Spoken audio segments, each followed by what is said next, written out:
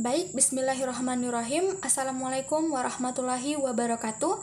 Perkenalkan, nama saya Irmawati S. Bulango. Saya mahasiswi dari jurusan Pendidikan Guru Sekolah Dasar, Fakultas Ilmu Pendidikan Universitas Negeri Gorontalo.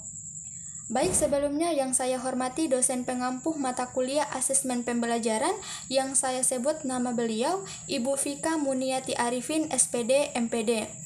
Nah, adapun tujuan saya dalam pembuatan video ini untuk memenuhi tugas akhir mata kuliah asesmen pembelajaran.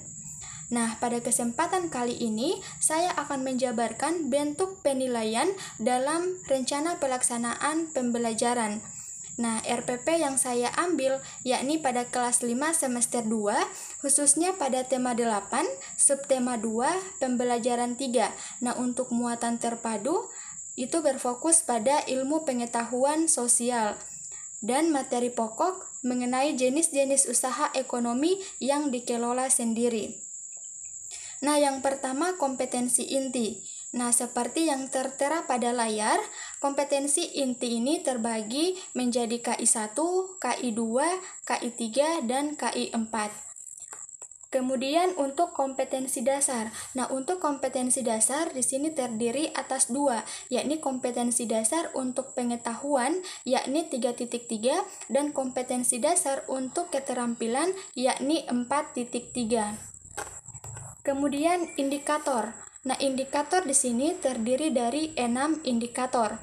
3 indikator untuk pengetahuan dan 3 indikator untuk keterampilan. Nah, untuk indikator pengetahuan, yang pertama adalah 3.3.1,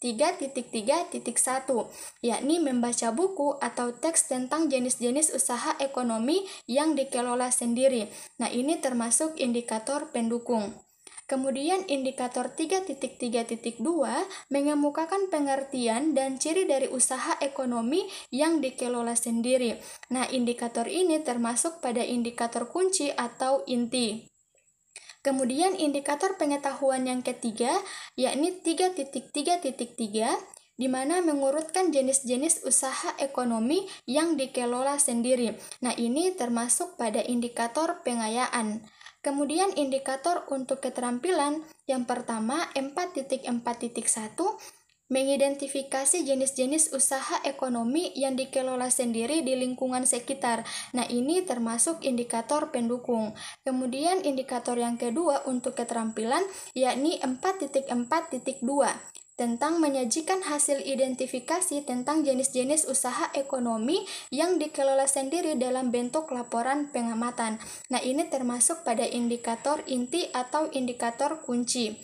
Kemudian indikator yang terakhir atau 4.4.3, yakni menempel semua gambar tentang jenis usaha ekonomi yang dikelola sendiri pada buku gambar atau dijadikan sebagai clipping. Nah, ini termasuk pada indikator pengayaan. Kemudian tujuan pembelajaran. Nah, tujuan pembelajaran di sini terdiri atas 5. Nah, yang pertama, dengan membaca, siswa mampu mengemukakan pengertian dan ciri dari usaha ekonomi yang dikelola sendiri. Kemudian yang kedua, dengan berdiskusi, siswa mampu mengurutkan jenis-jenis usaha ekonomi yang dikelola sendiri. Kemudian yang ketiga, dengan mengamati, siswa mampu mengidentifikasi jenis usaha ekonomi yang dikelola sendiri pada lingkungan sekitar. Kemudian yang keempat, dengan kerja kelompok, siswa mampu menyajikan hasil identifikasi dalam bentuk laporan hasil pengamatan. Dan yang kelima, dengan penugasan, siswa mampu menyusun gambar tentang jenis-jenis usaha ekonomi yang dikelola sendiri dalam bentuk clipping. Nah, di sini teman-teman bisa lihat sendiri tentang materi pelajaran dalam RPP ini, kemudian pendekatan dan metode apa yang digunakan, kemudian media pembelajaran apa, kemudian sumber belajar yang digunakan dalam RPP ini, kemudian langkah-langkah pembelajaran. Nah, untuk langkah-langkah pembelajaran, seperti yang kita tahu, itu terdiri dari 3 kegiatan. Yang pertama ada kegiatan pendahuluan, kemudian ada kegiatan inti, kemudian kegiatan penutup. Nah, langsung saja kita masuk pada penilaian.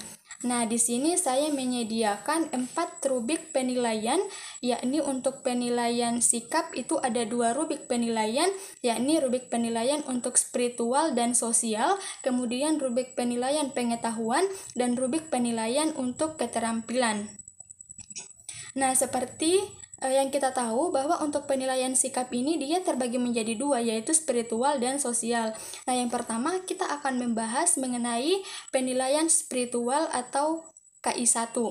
Nah, untuk spiritual seperti yang tertera pada kolom, di mana aspek pengamatan di sini terdiri dari 5 aspek pengamatan. Nah, yang pertama berdoa sebelum dan setelah belajar, kemudian aspek yang kedua menjawab salam dengan baik, kemudian aspek yang ketiga mengucapkan syukur ketika selesai melakukan sesuatu, kemudian aspek yang keempat tidak mengeluarkan kata-kata kotor di dalam kelas, dan aspek yang kelima yakni melaksanakan ibadah. Nah, penggunaan rubrik spiritual ini di mana kita harus memperhatikan bahwasanya di masing-masing rubrik ini dia memiliki skor. Misalnya pada rubrik misalnya pada aspek yang pertama berdoa sebelum dan setelah pembelajaran. Nah, apabila para siswa itu dapat melaksanakan dengan sangat baik, maka mereka mendapat skor 5. Kemudian pada aspek yang kedua, misalkan peserta didik dapat menjawab salam dengan baik, maka mereka dapat skor 10. Kemudian aspek yang ketiga, kemudian aspek yang keempat dan aspek yang kelima juga sama. Apabila mereka dapat melaksanakannya dengan sangat baik, maka mereka masing-masing mendapat skor 10. Nah, jika dijumlahkan, apabila mereka dapat melaksanakan kelima aspek ini dengan sangat baik, maka nilai yang diperoleh adalah 50.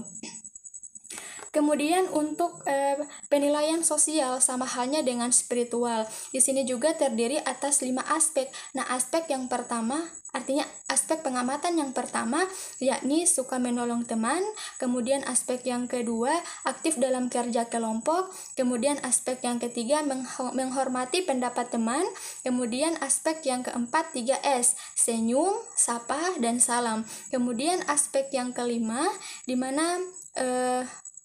mana mereka menggunakan bahasa yang sopan dalam berbicara dengan teman-teman di kelas atau terhadap guru. Nah, aturan penilaiannya juga sama seperti penilaian pada spiritual, di mana jika mereka dapat melaksanakan aspek, misalnya pada aspek pertama, mereka dapat melaksanakannya dengan sangat baik, mereka akan mendapat skor 10. Begitu juga dengan pada aspek 2, 3, 4, 5. Jika mereka dapat melaksanakan kelima aspek ini dengan sangat baik, masing-masing aspek ini mereka akan mendapatkan 10 skor. Jadi nilai yang akan didapatkan jika mereka melaksanakannya dengan sangat baik yakni mendapat nilai 50. Jadi jika ditotalkan pada penilaian sikap ini dalam menentukan nilai sikap peserta didik itu dijumlahkan nilai yang diperoleh dari spiritual dan nilai diperoleh dari sosial. Seperti itu teman-teman. Kemudian untuk penilaian pengetahuan. Nah, di sini yang pertama itu ada evaluasi. Nah, bentuk evaluasi pada pengetahuan ini saya mengambil 2 bentuk evaluasi. Yang pertama ada objektif dan yang kedua itu ada esai. Nah, pada objektif di sini saya telah membuat 10 pertanyaan. Di sini teman-teman bisa lihat langsung bentuk-bentuk pertanyaannya. Kemudian untuk esai, di sini saya telah menyediakan 5 pertanyaan. Nah, di sini juga disediakan kunci jawaban untuk objektif dan untuk esai. Kemudian untuk rubrik penilaian pengetahuan. Nah, bagaimana cara penggunaan rubrik penilaian pengetahuan ini? Nah, yang pertama kita melihat dulu pada rubrik penilaian untuk objektif. Nah, di sini yang pertama tabel yang pertama terdiri dari nomor tentunya, kemudian nama siswa, kemudian rubrik jawaban, jumlah skor dan nilai akhir. Nah, aturannya seperti ini teman-teman. Misalnya peserta didik dalam menjawab pertanyaan. Misalnya dalam pertanyaan 1 mereka dapat menjawab sesuai kunci jawaban dan jawabannya benar, maka pada pertanyaan 1 mereka mendapat 1 skor. Nah, pada pertanyaan 2 apabila mereka benar dalam menjawabnya, mereka mendapat skor 1 juga. Nah, begitu berlaku untuk sampai pertanyaan ke-10. Nah, apabila mereka dapat menjawab ke 10 pertanyaan ini dengan benar, maka mereka mendapat 10 skor, karena masing-masing pertanyaan itu berisi 1 skor. Jadi jumlah skornya 10. Nah, bagaimana cara menentukan nilai akhir? Nah, di sini seperti yang tertera pada keterangan, di mana nilai akhir sama dengan jumlah skor yang diperoleh kali jumlah pertanyaan. Jadi misalnya mereka mendapat jumlah skor 10 karena berhasil menjawab pertanyaan dengan sempurna. Jadi dikalikan jumlah skor 10 dikalikan dengan jumlah pertanyaan 10. Jadi nilai akhirnya adalah 100. Kemudian untuk esai. Nah, bentuk penilaiannya tidak jauh beda dengan bentuk penilaian pada objektif. Nah, di sini juga pada kolom tentunya pertama terdiri dari nomor, kemudian nama siswa, rubrik jawaban, dan nilai akhir. Nah, penggunaan rubrik ini seperti ini teman-teman. Misalnya siswa dapat menjawab pertanyaan 1 dengan baik sesuai kunci jawaban, maka mereka mendapat bobot 20 untuk pertanyaan 1. Nah, begitupun untuk pertanyaan kedua, apabila mereka dapat menjawab sesuai kunci jawaban, mereka juga pada pertanyaan kedua mendapat bobot 20. Nah, itu berlaku sampai pertanyaan 5. Jadi, jika mereka dapat menjawab esai dengan sempurna pada 5 pertanyaan ini, maka masing-masing dari pertanyaan ini mereka mendapatkan skor 20. Jadi, jika dikalikan nilai akhir mereka, 20 dikalikan 5 pertanyaan, jadi hasilnya adalah 100. Seperti itu, teman-teman. Kemudian kita masuk pada penilaian keterampilan. Nah, untuk penilaian keterampilan ini di sini saya mengambil 2 aspek penilaian. Yang pertama yakni penilaian tentang laporan hasil pengamatan. Nah, sebelumnya di sini guru memberikan tugas kepada peserta didik untuk melakukan identifikasi atau pengamatan tentang jenis-jenis usaha ekonomi di lingkungan sekitar. Nah, kemudian tindak lanjut dari identifikasi itu di mana mereka membuat atau menyusun laporan. Nah, laporan inilah yang menjadi aspek penilaian dalam keterampilan. Nah, di sini saya membuat 2 kriteria tentang penilaian laporan. Kriteria yang pertama, kelengkapan laporan, kemudian kriteria yang kedua, keterbacaan laporan. Artinya, misalnya dalam penyusunan laporan, guru melihat laporan yang disajikan itu memang benar-benar lengkap. Jadi itu mendapat skor 5 karena sangat baik. Tapi jika sesuai pengamatan guru, laporannya itu dikategorikan baik, maka mereka mendapat skor 4. Seperti itu, teman-teman. Jadi untuk penentuan skor di sini kita jumlah perolehan skor peserta didik ini dibagi dengan 10 kemudian dikalikan 100.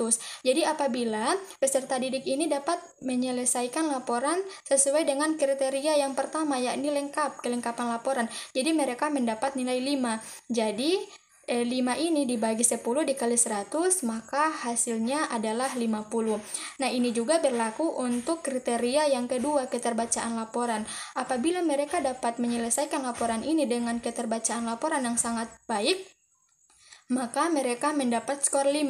Nah, aturannya juga sama. Jumlah perolehan yang tadinya 5 itu dibagi 10 dikali 100, maka skornya 50. Jadi penentuan nilai akhirnya seperti apa? Yakni dengan menjumlahkan skor dari kriteria yang pertama dengan skor dengan kriteria yang kedua. Jadi jika pada kriteria pertama itu mendapat skor 50 dan kriteria kedua mendapat skor 50, maka nilai akhir yang didapatkan adalah 100. Kemudian untuk penilaian keterampilan yang kedua, ini sama halnya dengan penilaian keterampilan sebelumnya. Namun pada penilaian pembuatan clipping ini di mana peserta didik itu diperintahkan untuk membuat tugas clipping di mana peserta didik mengumpulkan gambar-gambar kemudian ditempelkan dalam buku gambar dalam bentuk clipping. Nah, di sini juga saya telah membuat 2 kriteria dalam pembuatan clipping ini. Kriteria yang pertama yakni kelengkapan gambar dalam clipping. Nah, apabila peserta didik dalam pembuatan clipping ini sangat lengkap gambarnya, maka mereka mendapat nilai 5. Kemudian pada kriteria kedua juga seperti itu. Apabila tampilan keindahan clipping ini sangat baik, mereka juga mendapat skor 5. Nah, aturannya juga sama dalam penentuan skor, di mana skor yang mereka peroleh itu dibagi 10 dikalikan 100. Nah, apabila pada kriteria pertama peserta didik itu mendapat nilai yang sangat baik, jadi tentu poinnya 5. Jadi jumlah perolehan skor itu 5 dibagi 10 dikali 100 hasilnya 50. Begitu juga pada kriteria kedua, hasilnya jika mereka membuat tampilan keindahan clipping dengan sangat baik, mereka memperoleh nilai 5. Kemudian nilai 5 ini dibagi 10 dikali 100 hasilnya adalah 50. Nah, penentuan nilai akhir juga seperti itu, teman-teman. Jadi kita menjumlahkan skor pada kriteria pertama dan skor pada kriteria kedua. Seperti itu. Nah, langsung saja kita masuk pada bahan ajar. Nah, seperti ini teman-teman bahan ajarnya. Teman-teman bisa melihatnya sendiri seperti apa bahan ajar yang saya gunakan dalam pembuatan rencana pelaksanaan pembelajaran ini. Kemudian yang terakhir kita masuk pada LKPD atau lembar kerja peserta didik. Nah, LKPD ini merupakan atau berkaitan dengan aspek keterampilan atau penilaian keterampilan, di mana pada rubrik penilaian keterampilan yang pertama tentang pengamatan. Nah, inilah lembar kerja dari peserta didik ini, di mana pada kegiatan 1 mereka di situ melakukan identifikasi tentang jenis usaha ekonomi di lingkungan sekitar. Kemudian di sini mereka mengisi tabel pengamatan. Kemudian tindak lanjut dari identifikasi ini mereka membuat laporan. Nah, laporan inilah yang menjadi aspek dalam pengamatan keterampilan peserta didik ini. Kemudian yang kedua yaitu pembuatan clipping seperti pada rubrik penilaian keterampilan yang kedua, yaitu tentang membuat clipping. Nah, di mana pembuatan clipping ini juga dijadikan sebagai aspek dalam pemberian nilai keterampilan kepada peserta didik. Seperti teman-teman. Nah, itulah penjelasan dari saya. Kurang dan lebihnya saya mohon maaf. Wabillahi taufik wal hidayah. Wassalamualaikum warahmatullahi wabarakatuh.